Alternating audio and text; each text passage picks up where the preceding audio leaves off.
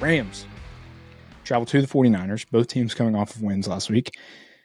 Rams coming off with one of their best wins in recent memory, past year, 2 years. They beat the Bills. They hung 40. Both receivers were heavily active in this game. Cooper Kupp and Puka Nacua just going off. Matthew Stafford looking like vintage Matt Stafford. Kyron Williams punching it in twice. Running game looks clean. Sean McVay was absolutely dialed in calling the plays. 49ers, they handled business against the Bears. They kind of look like a, old version of themselves, let's call it. Still some drama there, obviously, with Debo. He's bitching and complaining about the ball, similar to AJ Brown on Twitter, saying not struggling, just not getting the ball enough. And then he got community noted, and it said he's first on the team in drops, and he has the second most touches on the team. So it's he's just Juwan's better. He's just bitch Juwan's better. Juwan is better. That's all. That's a fact. Juwan is certified dog, and wide receiver 1. So take it to the bank. 49ers 2.5-point favorites in this game. The total is at 49.5. So Vegas thinks there's going to be some points scored in this one.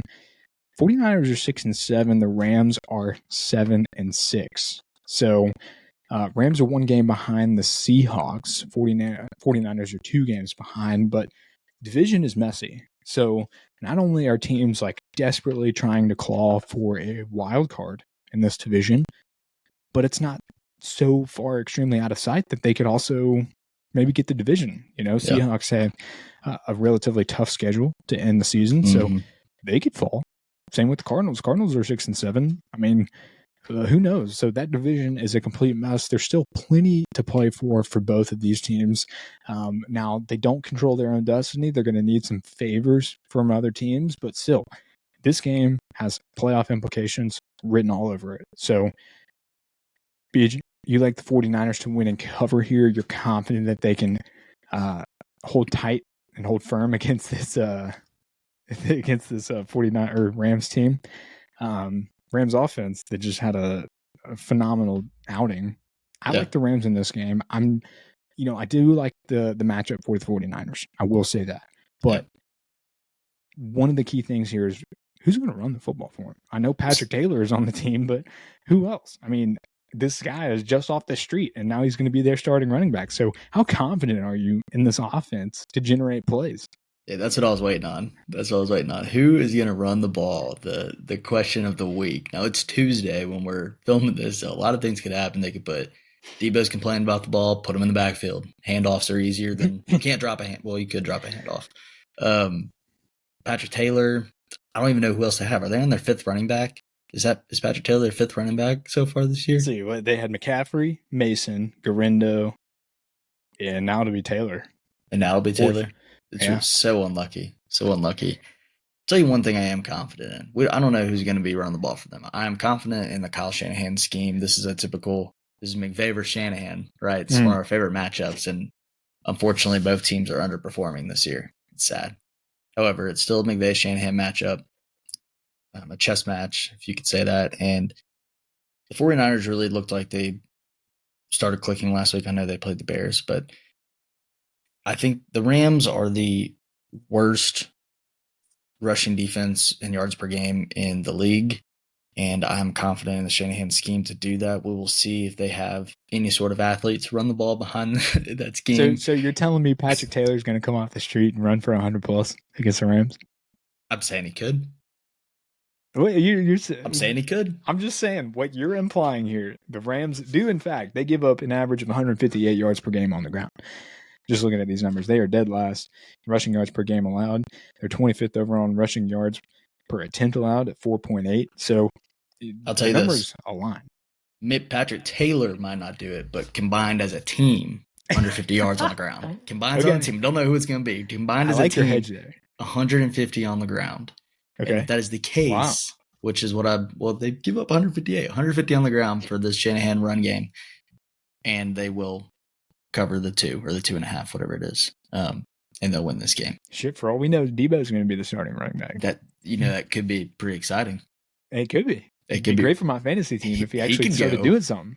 He could go for 150 by himself against the league's worst rush defense. He definitely could. I mean, this 49ers team is still not bad. I mean, they're top 12 in EPA per play on the offensive side of the ball. They're 14th overall in EPA per play allowed, median adjusted. So I mean, they can still play. They could still hang. They've had a bad stroke of luck a little bit, especially with injuries and just the way the games have played out. You also look at the kicking woes that have really affected them more than people even like to admit. Jake Moody's had a really, really bad year.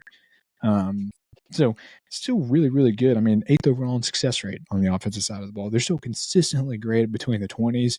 Now, finding the end zone, capitalizing on defense, that's been another struggle. So I still think that the San Francisco offense and team as a whole can get it. Now, can they stop this Rams offense? 2nd overall in offensive success rate for the Rams. You look at their EPA, they're 13th overall in EPA per play on the offensive side of the ball. Now, to your point, the hole in this matchup here is the Rams defense. It's trended upwards since the start of the season, but still, statistically speaking, they give up a lot, and some of those numbers were skewed from last game and what Josh Allen was able to do. But nonetheless, they have a young team, some raw talent out of their rookies, namely Jared Verse.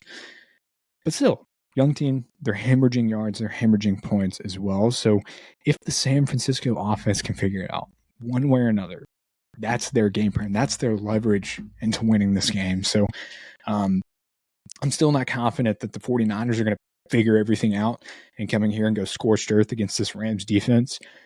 I do like the Rams to win. I like the fact that McVay and Stafford are cooking on the offensive side of the ball. I mean, all of their weapons on the offensive side of the ball are healthy now. The San Francisco defense is exploitable. They're middle of the tier on EPA.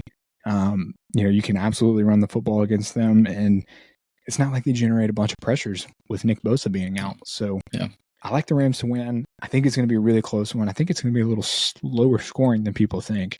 But BJ, you like the 49ers to win. Any last comments on this game? It's going to be a fun one. The only thing I'll say is Matthew Stafford has never not been in his prime, and he elevates the whole team. He's been in his prime indefinitely. So, you could paint either way. I mean, I'd lean a little bit towards 49ers being at home also, but, Stafford could easily put up another 40 plus. Yeah. Dude, it'll be a good one though. He's phenomenal. You can always bank on him throwing at least one interception a game, but he can also easily go scorched earth on any defense, any given Sunday. So it's true. Hey, that's our Thursday night game. So that'd be a great Thursday night game. Thursday night has been generous to us. Have you watched the Next Gen Prime cast? Oh yeah, that's all I watch. It's so cool. It's so like they put it in Madden view, so I feel like I'm like they highlight the skill players and like the routes and stuff. It's so cool. Yeah, it's amazing. The machine learning thing where they predict like who's going to blitz. I love that. It's pretty awesome. It's our thing. We'll be right.